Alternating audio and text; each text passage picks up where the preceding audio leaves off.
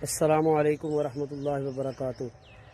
اللہ مالک العلام قرآن کریم کے اندر فرماتے ہیں کل من علیہا فان، ہر انسان نے،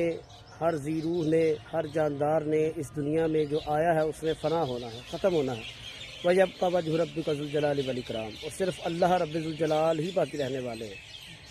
یعنی دنیا میں کوئی بادشاہ ہے، کوئی فقیر ہے، امیر ہے، غریب ہے، وزیر ہے، تاجر ہے، غلام ہے، کوئی بھی شخص ہے، نیک ہے یا بد ہے،